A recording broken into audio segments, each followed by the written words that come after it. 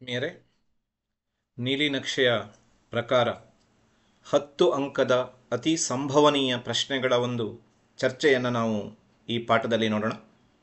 ನಿಮ್ಮೆಲ್ಲರ ಅಪೇಕ್ಷೆಯಂತೆ ನಾವು 10 ಅಂಕದ ಪ್ರಶ್ನೆಗಳಿಗೆ ಹೇಗೆ ಸಿದ್ಧ ಆಗಬೇಕು, ಮಾದರಿ ನೀಲಿ ನಕ್ಷೆಯ ಪ್ರಕಾರ ಯಾವೆಲ್ಲ ಪಾಠಗಳಿಗೆ ಮಹತ್ವವನ್ನು ಕೊಟ್ಟಿದ್ದಾರೆ 10 ಅಂಕಕ್ಕೆ ಸಂಬಂಧಪಟ್ಟಂತೆ, ಆ ಪಾಠದಲ್ಲಿ ಇರುವಂತಹ ಪ್ರಶ್ನೆಗಳು ಯಾವ್ಯಾವುದು, ಒಂದು 5 ಪದವಿ ಪೂರ್ವ ಶಿಕ್ಷಣ ಇಲಾಖೆಯ ಬೇರೆ ಬೇರೆ ಜಿಲ್ಲೆಗಳಿಂದ ಬಂದಂತಹ ಪೂರ್ವಸಿದ್ಧತಾ ಪರೀಕ್ಷೆಯ ಒಂದು ಅವಲೋಕನ, ಹಾಗೂ ಒಟ್ಟಾರೆ ನಾವು ಯಾವೆಲ್ಲ ಪ್ರಶ್ನೆಗಳನ್ನು ಚೆನ್ನಾಗಿ ಕಲಿತುಕೊಂಡ್ರೆ 10 ಅಂಕದ ಪ್ರಶ್ನೆಗಳನ್ನು ಸಂಪೂರ್ಣವಾಗಿ ಉತ್ತರಿಸ್ಬೋದು ಅನ್ನುವಂತಹ ಒಂದು ಚರ್ಚೆ. ವಾರ್ಷಿಕ ಪರೀಕ್ಷೆ ತಯಾರಿ ಭಾಗ 6ಕ್ಕೆ ನಿಮಗೆಲ್ಲರಿಗೂ ಸ್ವಾಗತ. ನಮ್ಮೆದುರಿಗೆ ಮಾದರಿ ನೀಲಿ ನಕ್ಷೆ ಇದೆ. ಈ ಮಾದರಿ ನೀಲಿ ನಕ್ಷೆಯಲ್ಲಿ ನಾವು ಕೇವಲ ಇವತ್ತು ಕಾನ್ಸಂಟ್ರೇಟ್ ಮಾಡ್ತಾ ಇರೋದು 10 ಅಂಕದ ಪ್ರಶ್ನೆಗಳಿಗೆ ಮಾತ್ರ.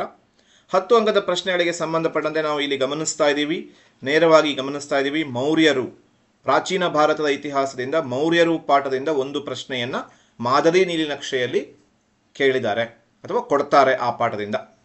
ಇನ್ನು ಗುಪ್ತರು ಪಾಠದಿಂದ ಕೂಡ ಒಂದು 10 ಅಂಕದ ಪ್ರಶ್ನೆಗಳನ್ನು ಕೇಳಿರೋದನ್ನು ಅಥವಾ 10 ಅಂಕದ ಪ್ರಶ್ನೆಗಳಿಗೆ ಮಹತ್ವ ಕೊಟ್ಟಿರೋದನ್ನು ನೋಡ್ತಿದ್ದೀವಿ ನಾವು ಮಾದರಿ ನೀಲಿ ನಕ್ಷೆಯಲ್ಲಿ. ಅಲ್ಲಿಗೆ ಮಾದರಿ ನೀಲಿ ನಕ್ಷೆಯ ಪ್ರಕಾರ ಪ್ರಾಚೀನ ಭಾರತದ ಇತಿಹಾಸದಲ್ಲಿ ಮೌರ್ಯರು ಹಾಗೂ ಗುಪ್ತರು ಈ 2 ಪಾಠಗಳಿಗೆ ನಾವು ವಿಶೇಷ ಮಹತ್ವವನ್ನು ಕೊಡಬೇಕಾಗತ್ತೆ. ಹಾಗಾದರೆ ಯಾವೆಲ್ಲ ಪ್ರಶ್ನೆಗಳಿದ್ದಾವೆ? ಪ್ರಾಚೀನ ಭಾರತದಿಂದ ಬರುವಂಥ ಪ್ರಶ್ನೆಗಳು. ಮೌರ್ಯ ಸಾಮ್ರಾಜ್ಯದಿಂದ ಒಂದು ಪ್ರಶ್ನೆ, ಅಶೋಕನ ಜೀವನ ಮತ್ತು ಸಾಧನೆಗಳನ್ನು ವಿವರಿಸಿ. ಹಾಗೆ ನಾವು ಅಶೋಕನ ಜೀವನ ಮತ್ತು ಸಾಧನೆಗಳನ್ನು ಚೆನ್ನಾಗಿ ಕಲ್ತಿಟ್ಕೊಳ್ಬೇಕು. ಮಾದರಿ ನೀಲಿ ನಕ್ಷೆಯಲ್ಲಿ ಪ್ರಾಶಸ್ತ್ಯವನ್ನು ಪಡೆದಿರುವಂಥ ಪ್ರಶ್ನೆ. ಗುಪ್ತರು ಪಾಠದಲ್ಲಿ ಒಂದು ಪ್ರಶ್ನೆ ಇದೆ. ಗುಪ್ತರ ಕಾಲವನ್ನು ಭಾರತದ ಇತಿಹಾಸದಲ್ಲಿ ಸುವರ್ಣಯುಗ ಎಂದು ಕರೆಯುತ್ತಾರೆ, ಏಕೆ? ವಿವರಿಸಿ ಅಂತ. ಅಲ್ಲಿಗೆ ನಾವು ಮೌರ್ಯ ಸಾಮ್ರಾಜ್ಯದಿಂದ ಬರುವಂತಹ ಅಶೋಕನ ಜೀವನ ಮತ್ತು ಸಾಧನೆ, ಗುಪ್ತರು ಪಾಠದಿಂದ ಬರುವಂತಹ ಗುಪ್ತರ ಕಾಲವನ್ನು ಭಾರತದ ಇತಿಹಾಸದಲ್ಲಿ ಸುವರ್ಣಯುಗ ಎಂದು ಏಕೆ ಕರೆಯುತ್ತಾರೆ, ಈ 2 ಪ್ರಶ್ನೆಗಳನ್ನು ಚೆನ್ನಾಗಿ ಕಲ್ತಿಟ್ಕೊಂಡ್ರೆ ಮಾದರಿ ಪ್ರಶ್ನೆ ಪತ್ರಿಕೆಯ ಮಾದರಿ ನೀಲಿ ನಕ್ಷೆಯ ಪ್ರಕಾರ ನಮಗೆ 2 ಪ್ರಶ್ನೆಗಳು, ಸಂಭವನೀಯ ಪ್ರಶ್ನೆಗಳು ಸಿಗತ್ತೆ.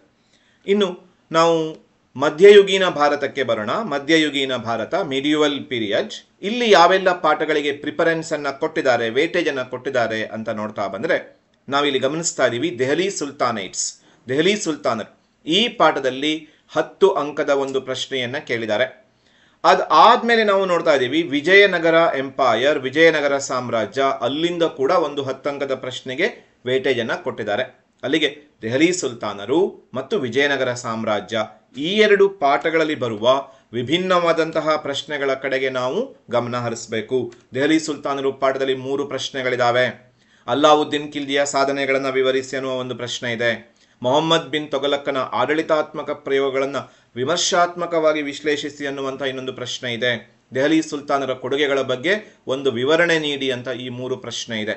ಹಾಗಾಗಿ ನೀಲಿ ನಕ್ಷೆಯ ಪ್ರಕಾರ ಈ 3 ಪ್ರಶ್ನೆಗಳಲ್ಲಿ ಯಾವುದೇ ಪ್ರಶ್ನೆಯನ್ನು ಕೂಡ ಕೇಳಬಹುದು. ಅದರಲ್ಲಿಯೂ ಅಲ್ಲಾವುದ್ದೀನ್ ಖಿಲ್ಜಿಯ ಸಾಧನೆ, ಮೊಹಮ್ಮದ್ ಬಿನ್ ತೊಗಲಕ್ಕನ ಆಡಳಿತಾತ್ಮಕ ಪ್ರಯೋಗಗಳನ್ನು ವಿಮರ್ಶಾತ್ಮಕವಾಗಿ ವಿಶ್ಲೇಷಿಸಿ ಅತಿ ಮಹತ್ವದ್ದಾಗತ್ತೆ. ಆದರೆ ನಾವು 3 ಪ್ರಶ್ನೆ ಉತ್ತರಗಳನ್ನು ಕಲ್ತಿಟ್ಕೊಳ್ಳೇಬೇಕು. ಯಾಕೆಂದರೆ ದೆಹಲಿ ಸುಲ್ತಾನರ ಕೊಡುಗೆಗಳನ್ನು ನಿರ್ಲಕ್ಷ್ಯ ಮಾಡೋ ಹಾಗೆ ಇಲ್ವೇ ಇಲ್ಲ. ಮುಂದುವರೆದು ವಿಜಯನಗರ ಸಾಮ್ರಾಜ್ಯದಲ್ಲಿ 2 ಪ್ರಶ್ನೆ ಇದೆ. ಕೃಷ್ಣದೇವರಾಯನ ಸಾಧನೆಗಳ ಬಗ್ಗೆ ಒಂದು ವಿವರಣೆ ನೀಡಿ ಅಂತ ಒಂದು ಪ್ರಶ್ನೆ ಇದೆ. ವಿಜಯನಗರ ಕಾಲದ ಧರ್ಮ, ಸಾಹಿತ್ಯ, ಕಲೆ ಮತ್ತು ವಾಸ್ತುಶಿಲ್ಪವನ್ನು ವಿವರಿಸಿ ಅಂತ ಇನ್ನೊಂದು ಪ್ರಶ್ನೆ ಇದೆ. ಈ 2 ಪ್ರಶ್ನೆಯನ್ನ ನಿಖರವಾಗಿ ಕಲ್ತಿಟ್ಕೊಳ್ಬೇಕು. ಅಲ್ಲಿಗೆ ಪ್ರಾಚೀನ ಭಾರತದಿಂದ 2 ಪ್ರಶ್ನೆಗಳು, ಮಧ್ಯಯುಗೀನ ಭಾರತದಿಂದ 5 ಪ್ರಶ್ನೆಗಳನ್ನು ನಾವು ಅವಲೋಕನ ಮಾಡಿದ್ದೀವಿ. ಹಾಗಾದರೆ ಮಾಡರ್ನ್ ಏಜಲ್ಲಿ ಅಥವಾ ಮಾಡರ್ನ್ ಪೀರಿಯಡ್ ಅಲ್ಲಿ ಯಾವ ಪಾಠಗಳಿಗೆ ಮಹತ್ವ ಕೊಟ್ಟಿದ್ದಾರೆ ನಾವು ಗಮನಿಸ್ತಾ ಇದ್ದೀವಿ. ಇಲ್ಲಿ Mysuru A model state, Mysuru ಒಂದು ಮಾದರಿ ರಾಜ್ಯ, ಈ ಪಾಠದಲ್ಲಿ 10 ಅಂಕಕ್ಕೆ ಸಂಬಂಧಪಟ್ಟಂತೆ ಒಂದು ಪ್ರಶ್ನೆಗೆ ಮಹತ್ವ ಕೊಟ್ಟಿದ್ದಾರೆ. ಒಂದು ಕೇಳ್ತಾರೆ 10 ಅಂಕಕ್ಕೆ ಸಂಬಂಧಪಟ್ಟಂತೆ ಪ್ರಶ್ನೆಯನ್ನ. ಇನ್ನೊಂದು ಪಾಠ ಇಂಡಿಯನ್ ನ್ಯಾಷನಲ್ ಮೂವ್ಮೆಂಟ್, ಭಾರತೀಯ ರಾಷ್ಟ್ರೀಯ ಚಳುವಳಿ, ಅಲ್ಲಿ ಕೂಡ ಒಂದು 10 ಅಂಕದ ಪ್ರಶ್ನೆಗಳಿಗೆ ಮಹತ್ವ ಕೊಟ್ಟಿರೋದನ್ನು ನಾವು ನೋಡ್ತೀವಿ. ಹಾಗಾದ್ರೆ ಈ ಪಾಠಗಳಲ್ಲಿ ಯಾವೆಲ್ಲ ಪ್ರಶ್ನೆಗಳಿದಾವೆ ಆಧುನಿಕ ಯುಗದಲ್ಲಿ ನೋಡ್ತಂದ್ರೆ, ಮೈಸೂರು ಒಂದು ಮಾದರಿ ರಾಜ್ಯ, ಈ ಪಾಠದಲ್ಲಿ ನಾವು ಗಮನಿಸ್ತಾ ಇದ್ದೀವಿ. ಮೈಸೂರು ಒಂದು ಮಾದರಿ ರಾಜ್ಯ ಪಾಠದಲ್ಲಿ ಸರ್ ಎಂ ವಿಶ್ವೇಶ್ವರಯ್ಯನವರನ್ನ ಆಧುನಿಕ ಮೈಸೂರು ನಿರ್ಮಾತ್ರ ಎಂದು ಕರೆಯಲಾಗಿದೆ, ವಿವರಿಸಿ. ಅಲ್ಲಿಗೆ ಮೈಸೂರಿನ ನಿರ್ಮಾಣದಲ್ಲಿ, ಆಧುನಿಕ ಮೈಸೂರಿನ ನಿರ್ಮಾಣದಲ್ಲಿ ಸರ್ ಎಂ ವಿಶ್ವೇಶ್ವರಯ್ಯನವರ ಪಾತ್ರವನ್ನು ಕಲ್ತಿಟ್ಕೊಳ್ಬೇಕು. ಬಹಳ ಪ್ರಮುಖವಾದ ಪ್ರಶ್ನೆ. ಭಾರತೀಯ ರಾಷ್ಟ್ರೀಯ ಚಳುವಳಿಯಲ್ಲಿ ಒಂದು ಪ್ರಶ್ನೆ ಬರುತ್ತೆ, 2 ಪ್ರಶ್ನೆಗಳಿದ್ದಾವೆ ಆ ಪಾಠದಲ್ಲಿ 10 ಅಂಕಕ್ಕೆ ಸಂಬಂಧಪಟ್ಟಂತೆ. 1885ರಿಂದ 1920ರವರೆಗಿನ ಭಾರತದ ರಾಷ್ಟ್ರೀಯ ಚಳುವಳಿಯನ್ನು ವಿಶದಪಡಿಸಿ ಆ ಘಟನೆಗಳನ್ನು ಬರೆಯಿರಿ. 1885 to 1920ವರೆಗೆ ಏನೆಲ್ಲ ಘಟನೆಗಳು ನಡೆಯಿತು ಅನ್ನೋದನ್ನು ಬರೆಯಿರಿ ಅಂತ. ಇನ್ನೊಂದು, ಭಾರತೀಯ ರಾಷ್ಟ್ರೀಯ ಚಳುವಳಿಯಲ್ಲಿ ಗಾಂಧೀಜಿಯವರ ಪಾತ್ರವನ್ನು ಚರ್ಚಿಸಿ. ಅಲ್ಲಿಗೆ ಆಧುನಿಕ ಯುಗದಲ್ಲಿ 3 ಪ್ರಶ್ನೆಗಳು. ಪ್ರಾಚೀನ ಭಾರತದಲ್ಲಿ 2, ಮಧ್ಯಯುಗೀನ ಭಾರತದಲ್ಲಿ ನಾವು ಗಮನಿಸಿದ ಹಾಗೆ 5 ಹಾಗೂ ಆಧುನಿಕ ಭಾರತದಲ್ಲಿ 3. ಅಲ್ಲಿಗೆ 10 ಪ್ರಶ್ನೆಗಳು ಬಹಳ ಮಹತ್ವದ್ದು. ನೀಲಿನಕ್ಷೆಯ ಪ್ರಕಾರ ನಾವು ಈ 10 ಪ್ರಶ್ನೆಗಳನ್ನು ಚೆನ್ನಾಗಿ ಕಲ್ತಿಟ್ಕೊಂಡ್ರೆ ಬಹುತೇಕ 2 ಪ್ರಶ್ನೆಗಳನ್ನು ಬರೀಲಿಕ್ಕೆ ಸಾಧ್ಯ ಆಗತ್ತೆ.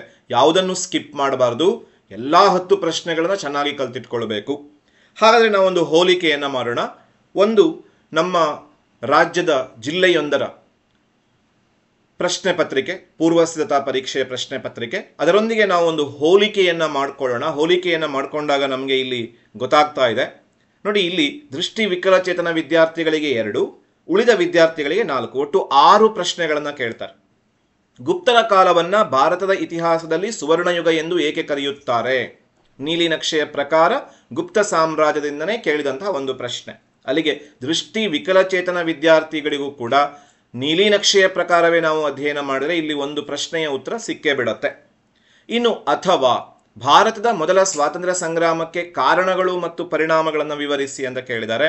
ನೀಲಿನಕ್ಷೆಯ ಪ್ರಕಾರ ಪ್ರಥಮ ಸ್ವಾತಂತ್ರ್ಯ ಸಂಗ್ರಾಮಕ್ಕೆ ವೇಟೇಜನ್ನು ಕೊಟ್ಟಿಲ್ಲ, ಆದರೂ ಕೂಡ ನಮಗೆ ಇಂಡೈರೆಕ್ಟ್ ಆಗಿ ಹೇಳ್ತಾ ಇದೆ ಈ ಪ್ರಶ್ನೆ ಪತ್ರಿಕೆ, ನೀವು ಇದನ್ನು ನೋಡಿಟ್ಕೊಳ್ಳಿ. ಭಾರತದ ಮೊದಲ ಸ್ವಾತಂತ್ರ್ಯ ಸಂಗ್ರಾಮ ಈ ಪಾಠದಲ್ಲಿ ಬರುವ ಏಕೈಕ 10 ಅಂಕದ ಪ್ರಶ್ನೆ ಇದು. ಭಾರತದ ಮೊದಲ ಸ್ವಾತಂತ್ರ್ಯ ಸಂಗ್ರಾಮದ ಕಾರಣ ಪರಿಣಾಮಗಳನ್ನು ವಿವರಿಸಿ. ಇದನ್ನು ನಾವು ಅಡಿಷನಲ್ ಆಗಿ ನೋಡ್ಕೊಳ್ಬೇಕಾದಂತಹ ಒಂದು ಪ್ರಶ್ನೆ ಉತ್ತರ ಆಗತ್ತೆ. ಇನ್ನು ಭಾಗ ಇದರಲ್ಲಿ ನೋಡಿ, ಬುದ್ಧನ ಜೀವನ ಮತ್ತು ಬೋಧನೆಯನ್ನು ವಿವರಿಸಿ. ಇದು ಕೂಡ ನೀಲಿನಕ್ಷೆಯ ಪ್ರಕಾರ ಹೊಸ ಮತಗಳ ಉದಯಕ್ಕೆ ಪ್ರಾಶಸ್ತ್ಯ ಕೊಟ್ಟಿರಲಿಲ್ಲ, ಆದರೆ ಇಲ್ಲಿ ಪ್ರಾಶಸ್ತ್ಯವನ್ನು ಕೊಟ್ಟಿದ್ದಾರೆ. ಹಾಗೆ ನಮಗೆ ಇನ್ನೊಂದು ಪ್ರಶ್ನೆ ಸಿಗ್ತಾ ಇದೆ, 12ನೆಯ ಪ್ರಶ್ನೆ. ಬುದ್ಧನ ಜೀವನ ಮತ್ತು ಬೋಧನೆಯನ್ನು ಕಲ್ತಿಟ್ಕೊಳ್ಳೋದು ಒಳ್ಳೆಯದು. ಯಾಕೆಂದರೆ ಬುದ್ಧನ ಜೀವನ ಮತ್ತು ಬೋಧನೆ ಬಹಳ ಪ್ರಮುಖವಾದ ಸುಲಭವಾದಂಥ ಒಂದು ಪ್ರಶ್ನೋತ್ತರ. ಕಲ್ತಿಟ್ಕೊಳ್ಳೋದ್ರಲ್ಲಿ ಯಾವುದೇ ತೊಡಕು ಇಲ್ಲ, ಕಲ್ತಿಟ್ಕೊಂಡ್ರೆ ಲಾಭನೇ. ಅಕ್ಬರನ ಸಾಧನೆಯನ್ನು ವಿವರಿಸಿ. ಇದು ಕೂಡ ನೀಲಿನಕ್ಷೆಯಿಂದ ಹೊರತಾದಂತಹ ಮತ್ತೊಂದು ಪ್ರಶ್ನೆ. ಅಲ್ಲಿಗೆ ನಮಗೆ 3 ಪ್ರಶ್ನೆ, 6ರಲ್ಲಿ 3 ಪ್ರಶ್ನೆ ಸಿಕ್ಕಿದೆ. ನೀಲಿನಕ್ಷೆಯಿಂದ ಹೊರತಾದ ಪ್ರಶ್ನೆಗಳು. ಅಕ್ಬರನ ಸಾಧನೆಯನ್ನು ವಿವರಿಸಿ ಮೊಘಲ್ ಸಾಮ್ರಾಜ್ಯದಲ್ಲಿ ಬರುವಂತಹ ಒಂದು ಪ್ರಮುಖವಾದ ಪ್ರಶ್ನೆ. ಇನ್ನು ವಿಜಯನಗರ ಸಾಮ್ರಾಜ್ಯದ ಸಾಂಸ್ಕೃತಿಕ ಕೊಡುಗೆಗಳನ್ನು ವಿವರಿಸಿ. ಸಾಂಸ್ಕೃತಿಕ ಅಂದರೆ ಅಲ್ಲಿ ಧರ್ಮ, ಸಾಹಿತ್ಯ, ಕಲೆ, ವಾಸ್ತುಶಿಲ್ಪ, ಶಿಕ್ಷಣ ಇವುಗಳ ಬಗ್ಗೆ ಬರೀಬೇಕು. ಇದು ನೀಲಿನಕ್ಷೆಯಲ್ಲಿ ಆದ್ಯತೆ ಕೊಟ್ಟಂತಹ ಒಂದು ಪ್ರಶ್ನೆ. ಭಾರತದ ರಾಷ್ಟ್ರೀಯ ಚಳುವಳಿಯಲ್ಲಿ ಗಾಂಧೀಜಿಯವರ ಪಾತ್ರವನ್ನು ವಿವರಿಸಿ. ಇದು ಕೂಡ ನೀಲಿನಕ್ಷೆಯ ಪ್ರಕಾರ ಕೇಳಿರುವಂತಹ ಒಂದು ಪ್ರಾಶಸ್ತ್ಯ ಕೊಟ್ಟಿರುವಂತಹ ಒಂದು ಪ್ರಶ್ನೆ. ಅಲ್ಲಿಗೆ ಟೋಟಲ್ ಆಗಿ ನಾವು ನೀಲಿನಕ್ಷೆಯನ್ನಷ್ಟೇ ನೋಡಿಕೊಂಡ್ರು ದೃಷ್ಟಿ ವಿಕಲಚೇತನ ವಿದ್ಯಾರ್ಥಿಗಳು ಒಂದು ಪ್ರಶ್ನೆಯನ್ನು ಉತ್ತರಿಸಬಹುದು, ಸಾಮಾನ್ಯ ವಿದ್ಯಾರ್ಥಿಗಳು 2 ಪ್ರಶ್ನೆಗಳನ್ನು ಉತ್ತರಿಸಬಹುದು. ಹಾಗೆ ನೀಲಿನಕ್ಷೆಯಲ್ಲಿ ಕೊಟ್ಟಿರುವ ಎಲ್ಲ 10 ಪ್ರಶ್ನೆಗಳನ್ನು ಚೆನ್ನಾಗಿ ಕಲ್ತಿಟ್ಕೊಳ್ಳೋದು ಬಹಳ ಮಹತ್ವದ್ದು. ನಾವು ಮತ್ತೊಂದು ಹೋಲಿಕೆಯ ಕಡೆಗೆ ಬರೋಣ. ಹೋಲಿಕೆ 2, ಇನ್ನೊಂದು ಪ್ರಶ್ನೆ ಪತ್ರಿಕೆಯ ಕಡೆಗೆ ಗಮನ ಹರಿಸೋಣ. ಈ ಪ್ರಶ್ನೆ ಪತ್ರಿಕೆಯ ನೀಲಿನಕ್ಷೆಯ ಹೋಲಿಕೆ ನೋಡಿದ್ರೆ, ಗುಪ್ತರ ಯುಗವನ್ನು ಸುವರ್ಣಯುಗವೆಂದು ಕರೆಯುತ್ತಾರೆ, ಏಕೆ ವಿವರಿಸಿ. ಇದು ನೀಲಿನಕ್ಷೆಯಲ್ಲಿ ಕೇಳಿದಂತಹ ಪ್ರಶ್ನೆ. ಅಶೋಕನ ಜೀವನ ಮತ್ತು ಸಾಧನೆಯನ್ನು ವಿವರಿಸಿ. ದೃಷ್ಟಿ ವಿಕಲಚೇತನ ವಿದ್ಯಾರ್ಥಿಗಳಿಗೆ ಕೇಳಿದ 2 ಪ್ರಶ್ನೆಗಳು ನೀಲಿನಕ್ಷೆಯಲ್ಲಿ ವೇಟೇಜ್ ಪಡೆದಂತಹ ಪ್ರಶ್ನೆಗಳು. ಹಾಗೆ ನೀಲಿನಕ್ಷೆಗೆ ಇಲ್ಲಿ ಮತ್ತೊಮ್ಮೆ ಇಂಪಾರ್ಟೆನ್ಸ್ ಸಿಗತ್ತೆ. ಮೊಹಮ್ಮದ್ ಬಿನ್ ತೊಗಲಕ್ಕನ ಆಡಳಿತಾತ್ಮಕ ಪ್ರಯೋಗಗಳನ್ನು ವಿಮರ್ಶಾತ್ಮಕವಾಗಿ ವಿಶ್ಲೇಷಿಸಿ. ಇದು ಕೂಡ ನೀಲಿನಕ್ಷೆಯಲ್ಲಿ ಇತ್ತು. ವಿಜಯನಗರ ಕಾಲದ ಧರ್ಮ, ಸಾಹಿತ್ಯ, ಕಲೆ ಮತ್ತು ವಾಸ್ತುಶಿಲ್ಪವನ್ನು ವಿವರಿಸಿ. ಇದು ಕೂಡ ನೀಲಿನಕ್ಷೆಯಲ್ಲಿ ಕೇಳಿದಂತಹ ಒಂದು ಪ್ರಶ್ನೆ. ಸರ್ ಎಂ ವಿಶ್ವೇಶ್ವರಯ್ಯನವರನ್ನ ಆಧುನಿಕ ಮೈಸೂರಿನ ಶಿಲ್ಪಿ ಎಂದು ಕರೆಯಲಾಗಿದೆ, ಏಕೆ. ಇದು ಕೂಡ ನೀಲಿನಕ್ಷೆಯಲ್ಲಿ ವೇಟೇಜ್ ಪಡೆದಂತಹ ಪ್ರಶ್ನೆ. ಭಾರತದ ರಾಷ್ಟ್ರೀಯ ಚಳವಳಿಯಲ್ಲಿ ಗಾಂಧೀಜಿಯ ಪಾತ್ರವನ್ನು ಚರ್ಚಿಸಿ. ಇದು ಕೂಡ ನೀಲಿನಕ್ಷೆಯಲ್ಲಿ ವೇಟೇಜ್ ಪಡೆದ ಪ್ರಶ್ನೆ. ಅಲ್ಲಿಗೆ ಈ ಜಿಲ್ಲೆಯ ಪೂರ್ವ ಸಿದ್ಧತಾ ಪರೀಕ್ಷೆಯಲ್ಲಿ ಸಂಪೂರ್ಣವಾಗಿ ನೀಲಿನಕ್ಷೆಯನ್ನು ಅನುಸರಿಸಿದ್ದಾರೆ. ಹಾಗೂ ನೀಲಿನಕ್ಷೆಯನ್ನು ನಾವು ಸರಿಯಾಗಿ ಕಲ್ತ್ಕೊಂಡ್ರೆ ಮತ್ತೊಮ್ಮೆ ಈ ಪ್ರಶ್ನೆ ಪತ್ರಿಕೆ ಹೇಳ್ತಾ ಇದೆ, ನೀವು 10 ಅಂಕದ ಪ್ರಶ್ನೆಯನ್ನು ಆರಾಮಾಗಿ ಬರಿಬಹುದು ಅಂತ. ಮತ್ತೊಂದು ಹೋಲಿಕೆಯ ಕಡೆಗೆ ಬರೋಣ. 3ನೆಯ ಹೋಲಿಕೆ, ಹೋಲಿಕೆ ಪ್ರಶ್ನೆ ಪತ್ರಿಕೆ 3. ಮತ್ತೊಂದು ಜಿಲ್ಲೆಯ ಪ್ರಶ್ನೆ ಪತ್ರಿಕೆಯನ್ನು ಗಮನಿಸ್ತಾ ಇದ್ದೀವಿ. ಅಲ್ಲಾವುದ್ದೀನ್ ಖಿಲ್ಜಿಯ ಸಾಧನೆಗಳನ್ನು ವಿವರಿಸಿ ಅಂತ ಕೇಳಿದ್ದಾರೆ. ಇದು ನೀಲಿನಕ್ಷೆಯಲ್ಲಿ ವೇಟೇಜ್ ಪಡೆದಂತಹ ಪ್ರಶ್ನೆ. ಅಥವಾ ಕರ್ನಾಟಿಕ್ ಯುದ್ಧಗಳನ್ನು ಸಂಕ್ಷಿಪ್ತವಾಗಿ ವಿವರಿಸಿ. ಇದು ಭಾರತಕ್ಕೆ ಯುರೋಪಿಯನರು ಪಾಠದಿಂದ ನಮಗೆ ಸಿಗ್ತಾ ಇರುವಂತಹ ಒಂದು ಹೊಸ ಪ್ರಶ್ನೆ. ಆದರೆ ಕರ್ನಾಟಿಕ್ ಯುದ್ಧಗಳನ್ನು ಸಂಕ್ಷಿಪ್ತವಾಗಿ ವಿವರಿಸಿ ಅನ್ನುವ ಪ್ರಶ್ನೆಯನ್ನು ಕೇಳುವ ಸಾಧ್ಯತೆ ವಾರ್ಷಿಕ ಪರೀಕ್ಷೆಗೆ ತುಂಬ ಕಡಿಮೆ. ಆದರೂ ಒಂದ್ಸಲ ಅದನ್ನು ಅವಲೋಕನ ಮಾಡಿಟ್ಕೊಳ್ಳೋದು ಒಳ್ಳೆಯದು. ಗುಪ್ತರ ಕಾಲವನ್ನು ಭಾರತದ ಇತಿಹಾಸದಲ್ಲಿ ಸುವರ್ಣಯುಗ ಎಂದು ಏಕೆ ಕರೆಯುತ್ತಾರೆ? ಇದು ನೀಲನಕ್ಷೆಯ ಪ್ರಕಾರ ವೇಟೇಜ್ ಪಡೆದಂಥ ಪ್ರಶ್ನೆ. ರಾಷ್ಟ್ರಕೂಟರ ಸಾಂಸ್ಕೃತಿಕ ಕೊಡುಗೆಗಳನ್ನು ವಿವರಿಸಿ. ಇದು ನೀಲನಕ್ಷೆಯಲ್ಲಿ ಇಲ್ಲದೇ ಇದ್ದರೂ ಕೂಡ ಇದು ಕೂಡ ಬಹಳ ಪ್ರಮುಖವಾದಂಥ ಒಂದು ಪ್ರಶ್ನೆ. ಕನ್ನಡ ನಾಡನ್ನು ಆಳಿದಂತಹ ರಾಷ್ಟ್ರಕೂಟರು ಕನ್ನಡದ ಸಂಸ್ಕೃತಿಗೆ, ಕನ್ನಡ ಸಾಹಿತ್ಯಕ್ಕೆ, ಕಲೆ ವಾಸ್ತುಶಿಲ್ಪಕ್ಕೆ ಕೊಟ್ಟ ಕೊಡುಗೆಗಳನ್ನು ನಾವು ನೆನಪಿಟ್ಕೊಳ್ಬೇಕಾಗತ್ತೆ. ಭಾರತದ ಮೊದಲ ಸ್ವಾತಂತ್ರ್ಯ ಸಂಗ್ರಾಮಕ್ಕೆ ಕಾರಣ ಪರಿಣಾಮಗಳನ್ನು ಬರೆಯಿರಿ. ಮತ್ತೊಮ್ಮೆ ಈ ಪ್ರಶ್ನೆ ರಿಪೀಟ್ ಆಗಿರೋದನ್ನು ನೋಡ್ತೀವಿ. ನೀಲಿನಕ್ಷೆಯಲ್ಲಿ ಇರಲಿಲ್ಲ. ಹಾಗಿದನ್ನು ಒಂದಿಟ್ಟು ಗಮನ ಕೊಟ್ಟು ಕಲ್ತ್ಕೊಳ್ಬೇಕಾದ ಅವಶ್ಯಕತೆ ಇದೆ. ಭಾರತದ ಮೊದಲ ಸ್ವಾತಂತ್ರ್ಯ ಸಂಗ್ರಾಮದ ಕಾರಣ ಮತ್ತು ಪರಿಣಾಮಗಳನ್ನು 1885ರಿಂದ 1920ರವರೆಗಿನ ಭಾರತೀಯ ರಾಷ್ಟ್ರೀಯ ಚಳುವಳಿಯನ್ನು ವಿಶದಪಡಿಸಿ. ಇದು ಕೂಡ ನೀಲನಕ್ಷೆಯ ಪ್ರಕಾರ ಭಾರತದ ರಾಷ್ಟ್ರೀಯ ಚಳುವಳಿಯ ಒಂದು ಪ್ರಮುಖವಾದ ಪ್ರಶ್ನೆ. ಹಾಗಾಗಿ ಇದನ್ನು ಕೂಡ ನಾವು ಕಲ್ತಿಟ್ಕೊಳ್ಬೇಕು. ಅಲ್ಲಿಗೆ ನೀಲಿನಕ್ಷೆಯ ಪ್ರಕಾರವೇ ನಾವು ಅಭ್ಯಾಸ ಮಾಡಿದರೂ ದೃಷ್ಟಿವಿಕಲಚೇತನ ವಿದ್ಯಾರ್ಥಿಗಳು ಒಂದು ಪ್ರಶ್ನೆಯನ್ನು ಉತ್ತರಿಸಬಹುದು. ಸಾಮಾನ್ಯ ವಿದ್ಯಾರ್ಥಿಗಳು ಕೂಡ ಎರಡು ಪ್ರಶ್ನೆಗಳನ್ನು, ಗುಪ್ತರ ಕಾಲವನ್ನು ಭಾರತ ಇತಿಹಾಸದಲ್ಲಿ ಸುವರ್ಣಯುಗ ಎಂದು ಏಕೆ ಕರೆಯುತ್ತಾರೆ ಹಾಗೂ 1885ರಿಂದ 1920ರವರೆಗಿನ ರಾಷ್ಟ್ರೀಯ ಚಳುವಳಿಯನ್ನು ವಿಶದಪಡಿಸಿಯನ್ನು ಉತ್ತರಿಸಬಹುದು. ಹಾಗಾಗಿ ಮತ್ತೆ ನಾನು ಹೇಳ್ತಾ ಇದ್ದೀನಿ, ನೀಲಿನಕ್ಷೆಯ ಪ್ರಕಾರ ಏನು 10 ಪ್ರಶ್ನೆಗಳಿದ್ದಾವೆ ಎಲ್ಲವನ್ನೂ ಚೆನ್ನಾಗಿ ಕಲ್ತಿಟ್ಕೊಳ್ಬೇಕು. ಆವಾಗ ಮಾತ್ರ ನಾವು ಯಾವುದೇ ಪ್ರಶ್ನೆ ಬಂದರೂ ಬರೀಲಿಕ್ಕೆ ಸಾಧ್ಯ ಇದೆ. ಹೋಲಿಕೆ 4ಕ್ಕೆ ಬರೋಣ. ಮತ್ತೊಂದು ಜಿಲ್ಲೆಯ ಪ್ರಶ್ನೆ ಪತ್ರಿಕೆ. ಇಮ್ಮಡಿ ಪುಲಿಕೇಶಿಯ ಸಾಧನೆಯನ್ನು ವಿವರಿಸಿ ಅಂತ ಕೇಳಿದ್ದಾರೆ. ಇದು ವರ್ಧನರು, ಆರಂಭಿಕ ಚಾಲುಕ್ಯರು ಮತ್ತು ಪಲ್ಲವರು ಪಾಠದಲ್ಲಿ ಬರುವಂಥ ಒಂದು ಪ್ರಮುಖ ಪ್ರಶ್ನೆ. ಹಾಗೆ ನಾವು ಇಮ್ಮಡಿ ಪುಲಿಕೇಶಿಯ ಸಾಧನೆಗಳನ್ನು ಕೂಡ ಒಂದು ಸ್ವಲ್ಪ ಕಣ್ಣಾಡಿಸಿಟ್ಕೊಳ್ಬೇಕು. ಬಹಳ ಸುಲಭವಾದಂತಹ ಒಂದು ಉತ್ತರ ಇರುವಂಥ ಪ್ರಶ್ನೆ, ಸಂಕ್ಷಿಪ್ತವಾದ ಉತ್ತರ ಇರುವಂಥ ಪ್ರಶ್ನೆ. ಇಮ್ಮಡಿ ಪುಲಿಕೇಶಿಯ ಸಾಧನೆಗಳನ್ನು ವಿವರಿಸಿ ಅನ್ನುವ ಪ್ರಶ್ನೆ ಏನಾದರೂ ಬಂದರೆ ಅವನ ಸಾಮ್ರಾಜ್ಯವನ್ನು ನೀವು ಮ್ಯಾಪಲ್ಲಿ ಬಿಡಿಸಿದ್ರೆ ಮಾತ್ರ ನಿಮಗೆ ಔಟ್ ಆಫ್ ಮಾರ್ಕ್ಸು ಆರಾಮಾಗಿ ಬರುತ್ತೆ. ಭಾರತದ ಆರ್ಥಿಕತೆಯ ಮೇಲೆ ಬ್ರಿಟಿಷ್ ಆಳ್ವಿಕೆಯ ಪ್ರಭಾವದ ಕುರಿತು ವಿವರಣೆ ನೀಡಿ. ಇದು ಎರಡೂ ಕೂಡ ನಮಗೆ ಬ್ಲೂ ಪ್ರಿಂಟಲ್ಲಿ ಸಿಗದೇ ಇರುವಂತಹ ಅಥವಾ ಅದರ ಹೊರತಾಗಿರುವಂತಹ ಪ್ರಶ್ನೆ. ಭಾರತದ ಆರ್ಥಿಕತೆಯ ಮೇಲೆ ಬ್ರಿಟಿಷ್ ಆಳ್ವಿಕೆಯ ಪ್ರಭಾವ ಅಂತ ಕೇಳಿದಾಗ ನಾವು ಅಲ್ಲಿ ಖಾಯಂ ಜಮೀನ್ದಾರಿ ಪದ್ಧತಿಯನ್ನು ಬರೀಬೇಕು, ಮೆಹಲ್ವಾರಿ ಪದ್ಧತಿ, ರೈತವಾರಿ ಪದ್ಧತಿ, ಸೋರಿಕೆಯ ಸಿದ್ಧಾಂತ, ಇವುಗಳ ಬಗ್ಗೆ ಸಂಕ್ಷಿಪ್ತವಾಗಿ ಬರೀಬೇಕು. ಸ್ವಲ್ಪ ಕ್ಲಿಷ್ಟಕರವಾದಂಥ ಒಂದು ಪ್ರಶ್ನೆ. ಆದರೂ ಕೂಡ ನಾವಿಲ್ಲಿ ಇಮ್ಮಡಿ ಪುಲಿಕೇಶಿಯ ಸಾಧನೆಯನ್ನು ಚೆನ್ನಾಗಿ ಕಲ್ತಿಟ್ಕೊಂಡ್ಬಿಟ್ರೆ ನಾವು ಅದನ್ನೇ ಆಯ್ಕೆ ಮಾಡಿಕೊಂಡು ಬರಲಿಕ್ಕಾಗತ್ತೆ. ಇನ್ನು ಬುದ್ಧನ ಜೀವನ ಮತ್ತು ಬೋಧನೆಗಳನ್ನು ಚಿತ್ರಿಸಿ. ಹಾಗೆ ಬುದ್ಧನಿಗೆ ಮತ್ತೊಮ್ಮೆ ಇಲ್ಲಿ ಇಂಪಾರ್ಟೆನ್ಸ್ ಸಿಕ್ಕಿದೆ. ನಾವು ಬುದ್ಧನನ್ನು ಖಂಡಿತ ಮರೆಯಕೂಡದು, ಅವನನ್ನು ಚೆನ್ನಾಗಿ ಕಲ್ತಿಟ್ಕೊಳ್ಬೇಕು. ಮೊಹಮ್ಮದ್ ಬಿನ್ ತೊಗಲಕನ ಆಡಳಿತಾತ್ಮಕ ಪ್ರಯೋಗಗಳನ್ನು ವಿಮರ್ಶಾತ್ಮಕವಾಗಿ ವಿಶ್ಲೇಷಿಸಿ. ಇದು ಕೂಡ ಬಹಳ ಪ್ರಮುಖ ಪ್ರಶ್ನೆ, ನೀಲನಕ್ಷೆಯಲ್ಲಿ ವೇಟೇಜ್ ಪಡೆದಂಥ ಪ್ರಶ್ನೆ. ವಿಜಯನಗರ ಕಾಲದ ಧರ್ಮ, ಸಾಹಿತ್ಯ, ಕಲೆ, ವಾಸ್ತುಶಿಲ್ಪವನ್ನು ವಿವರಿಸಿ. ಇದು ಕೂಡ ನೀಲನಕ್ಷೆಯಲ್ಲಿದ್ದ ಪ್ರಶ್ನೆ. ಭಾರತದ ರಾಷ್ಟ್ರೀಯ ಚಳವಳಿಯಲ್ಲಿ ಗಾಂಧೀಜಿಯ ಪಾತ್ರವನ್ನು ವಹಿಸಿ. ಇದು ಕೂಡ ನಮಗೆ ನೀಲನಕ್ಷೆಯಲ್ಲಿ ಸಿಕ್ಕಿರುವಂಥ ಪ್ರಶ್ನೆ. ಹಾಗಾಗಿ ದೃಷ್ಟಿವಿಕಲಚೇತನ ವಿದ್ಯಾರ್ಥಿಗಳನ್ನು ಹೊರತುಪಡಿಸಿದರೆ ಸಾಮಾನ್ಯ ವಿದ್ಯಾರ್ಥಿಗಳಿಗೆ ನಾವು ಗಮನಿಸಿದ ಹಾಗೆ 3 ಪ್ರಶ್ನೆಗಳು ನೀಲಿನಕ್ಷೆಯ ಪ್ರಕಾರನೇ ಬಂದಿದೆ. ಇನ್ನು ಮತ್ತೊಂದು ಹೋಲಿಕೆಯ ಕಡೆಗೆ ಬರೋಣ. ಹೋಲಿಕೆ 5 ಮತ್ತೊಂದು ಪ್ರಮುಖವಾದಂಥ ಪ್ರಶ್ನೆ ಪತ್ರಿಕೆಯನ್ನು ಗಮನಿಸಿದರೆ ಅಲ್ಲಿ ದೃಷ್ಟಿವಿಕಲಚೇತನ ವಿದ್ಯಾರ್ಥಿಗಳಿಗೆ ಅಶೋಕನ ಜೀವನ ಮತ್ತು ಸಾಧನೆಯನ್ನು ವಿವರಿಸಿ ಅಂತ ಕೇಳಿದ್ದಾರೆ. ನೀಲಿನಕ್ಷೆಯಲ್ಲಿ ನಾವು ಕಲ್ತ್ಕೊಂಡಂಥ ಪ್ರಶ್ನೆ. ಇಮ್ಮಡಿ ಪುಲಿಕೇಶಿಯ ಸಾಧನೆ, ಅದರ ಬಗ್ಗೆ ಸ್ವಲ್ಪ ಕಾನ್ಸಂಟ್ರೇಟ್ ಮಾಡಬೇಕಾಗತ್ತೆ ಅಂತ ಅನಿಸುತ್ತೆ ಈ ಹಲವಾರು ಪ್ರಶ್ನೆ ಪತ್ರಿಕೆಗಳನ್ನು ನೋಡಿದಾಗ. ಬುದ್ಧನ ಜೀವನ ಮತ್ತು ಬೋಧನೆಗಳನ್ನು ಚಿತ್ರಿಸಿ. ಮತ್ತೆ ಬುದ್ಧನಿಗೆ ಮಹತ್ವ ಸಿಕ್ಕಿದೆ. ಗುಪ್ತರ ಕಾಲವನ್ನು ಭಾರತ ಇತಿಹಾಸ ಸುವರ್ಣಯುಗ, ನೀಲನಕ್ಷೆಯಲ್ಲಿ ವೇಟೇಜ್ ಪಡೆದಂಥ ಪ್ರಶ್ನೆ. ಅಕ್ಬರನ ಸಾಧನೆ ಮತ್ತೊಮ್ಮೆ ಬಂದಿದೆ. ಭಾರತೀಯ ರಾಷ್ಟ್ರೀಯ ಚಳವಳಿಯಲ್ಲಿ ಗಾಂಧೀಜಿಯ ಪಾತ್ರವನ್ನು ಚರ್ಚಿಸಿ. ಇದು ಕೂಡ ನೀಲನಕ್ಷೆಯಲ್ಲಿ ವೇಟೇಜ್ ಪಡೆದಂಥ ಪ್ರಶ್ನೆ.